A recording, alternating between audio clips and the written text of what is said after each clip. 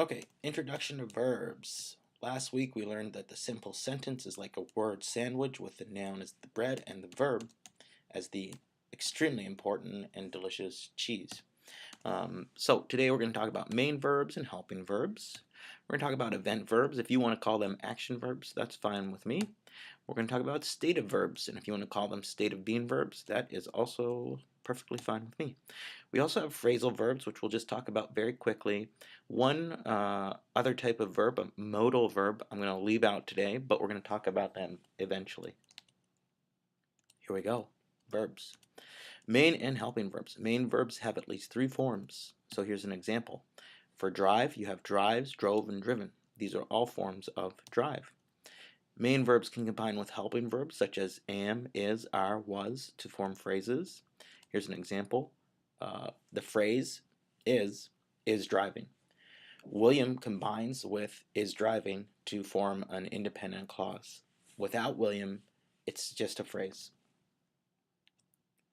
A pause on tenses, or a tense pause. So for simple past, you have a past habit or a completed action. For simple present, you have habits or general truths. For simple future, you have an event that hasn't occurred. So, for example, you have I walked home, I walk home often. And then for the future, you have I will walk home tomorrow. For the progressive or continuous forms, you have an uncompleted action in the past. For the present, you have action that is ongoing at the time of speech, and for the future, you have an action that will be ongoing in the future.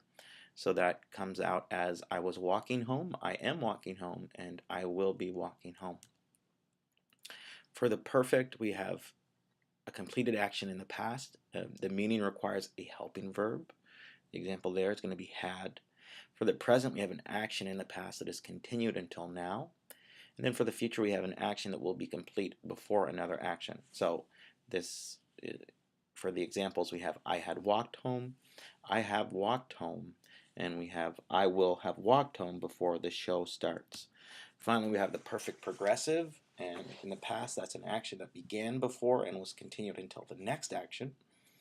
For the present, that's an action that started in the past and may or not be completed. Sorry, there's a typo there. No should be not. And for the future, we have an action that has been happening and is not yet completed. For your examples, we have I had been walking home when the dog appeared.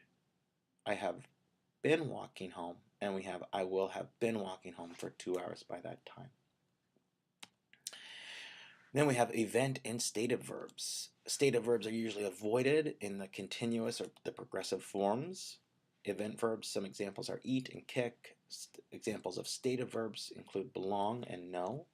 Stative verbs often already describe something that is in progress or that is continuous. So sometimes grammar rules don't make a lot of sense in English. To me, this is one rule that makes a lot of sense, right? If the progressive or the continuous form is designed to describe something that is ongoing, but you have a verb that is essentially about something that is also ongoing, then you avoid that progressive or continuous form. To me, that makes a lot of sense. Here are some examples to check your understanding. I am eating a hamburger. Is that correct or incorrect? I am belonging to the team. Is that correct or incorrect? It's incorrect. I belong to the team. That is correct. I am knowing the answer. That is incorrect. I know the answer. That is correct. So phrasal verbs, we're going to talk about phrasal verbs more in the future. Basically, a phrasal verb is one that goes with a particle. Or a particle is a preposition like in, on, or at, or an adverb like up or down.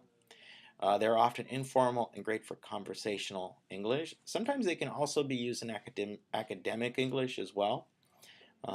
One common phrasal verb is give away. Here's an example of give away in a sentence. If you have seen how a movie ends, do not give away the spoiler. Okay? More about phrasal verbs later. Common difficulties related to verbs for ESL students, definitely the singular and plural forms. You wasn't there, right? That is incorrect. You weren't there is correct. The cat jumped in the air. That's incorrect. The cat jumps in the air. That is correct.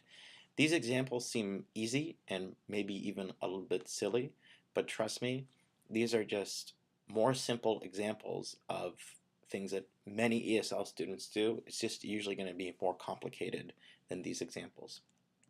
Another one that many ESL students struggle with are helping and stative verbs. I helping you is incorrect. I am helping you. You need that helping verb. That is correct. I am knowing you. That is incorrect, as opposed to I know you, which is correct. Forgetting that certain verbs need objects. And you can see, oh no, I have a mistake there. Verbs needs objects. So I shouldn't have needs in the plural form. See, so even your grammar teacher makes mistakes. Mistakes are okay, so long as you can catch them. She saw equals incorrect. She saw the film is better there.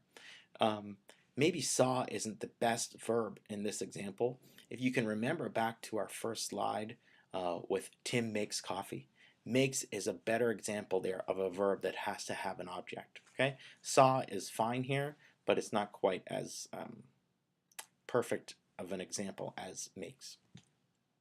In conclusion, we talked about main verbs, helping verbs, event verbs, stative verbs, and phrasal verbs. Okay, we're going to need to take this knowledge and use it all later on, but for now, I'm going to cut myself off so that you have this to study for your midterm and your exam.